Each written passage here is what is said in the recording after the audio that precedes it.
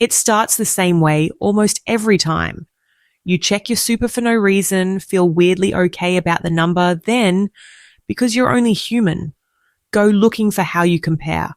One search later, you're deep in a thread of total strangers casually announcing their balance, and somehow you feel worse than before you looked. Quick note before we go further. This is general information about how superannuation balances compare across the country, not personal financial advice. Everyone's income, age, and circumstances are different, so treat the numbers ahead as context, not a verdict on you specifically. What we're about to do is separate the number that gave you that sinking feeling from the number that's actually true. Because here's the thing, nobody tells you when you close that tab feeling behind. The numbers doing the damage are almost never the real ones. Picture a fairly typical version of the thread. Someone posts they're 25 with $400,000 in super and investment property, just from working hard. Someone else replies with a screenshot implying 6 figures before 30 was no big deal. A third person chimes in that everything you read there is apparently true, in a tone that makes it obvious it very much isn't. And somewhere further down, one ordinary person quietly mentions their real balance. And it gets buried under all the noise. That ordinary comment is closer to reality than anything above it. Anonymous forums have a well-known problem. The loudest, most impressive sounding numbers get posted the most, and the boring, accurate ones barely register. People even joke about it. Self-reported super balances online get compared to every other kind of self-reported number you can think of, because the exaggeration is that predictable. But if you only ever see the loud posts, you walk away thinking the normal amount is some inflated fantasy figure that has nothing to do with what real Australians actually have. So let's use the real one. Not a forum post, not a highlight reel. The Australian Tax Office's own data on every super account in the country. And the first thing it tells you is that average is the wrong number to compare yourself to. The average super balance across Australia is roughly $182,000.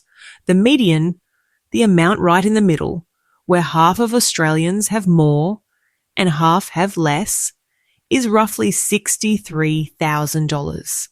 That's not a small gap. Their average is nearly 3 times higher than the median, and the reason is simple. A small slice of the population with genuinely huge balances drags the average way up. The same way one billionaire walking into a cafe makes everyone else's average net worth look enormous. The median is the number that actually describes a normal Australian. The average never was. Break it down by age and the picture gets even clearer. In your late 20s, the real median balance is roughly $21,000, while the average pulled up by higher earners sits closer to $28,000. In your early 30s, the median is roughly $40,000, against an average nearer $55,000. By your late 30s, the median is around $69,000, with the average closer to $90,000. Into your 40s, the median moves to roughly $100,000, and by your early 50s, it's in the ballpark of $160,000. Averages, at every one of those ages, sitting noticeably higher. If you're in your early 30s with something in the $40,000 to $50,000 range, you're not behind some secret national standard. You're sitting close to the middle of the entire country. The forum posts claiming 4 times that at half your age were never the standard you were being measured against. They were outliers, dressed up to look normal. You'll also see figures for what the industry calls on track for a comfortable retirement. And at every age, those targets sit well above the real median. That's not a contradiction, and it's not a hidden failure either. Those targets are ASFA's estimate of what you'd want for a specific, quite generous lifestyle in retirement.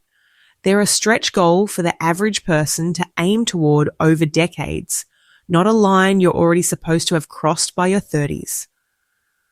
There's a real, honest gap worth naming too.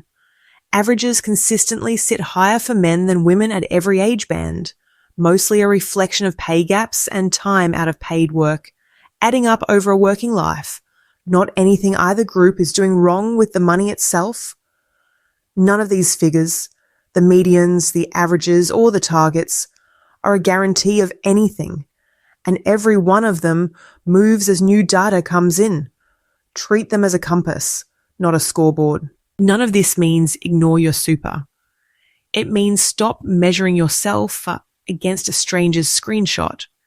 If your balance is anywhere near the median for your age, you're not behind. You're normal, and normal is a perfectly good place to build from. If it's below the median, that's useful information, not a judgment. It tells you where to focus, whether that's consolidating old accounts, checking your funds fees, or simply making sure your employer's actually been paying your super on time. And if you ever do want to compare yourself to something, compare yourself to last year's number, not this year's loudest post. Progress against your own balance is the only comparison that was ever actually useful. You don't need to do anything dramatic tonight. Just log into your MyGov account, find your real super balance, and hold it up against the median for your age from this video, not against whatever you scrolled past this afternoon. That's the whole exercise. One real number compared to one real benchmark, instead of a stranger's highlight reel. Close the thread. Check the real number instead. Make sure you subscribe, and let's get sorted.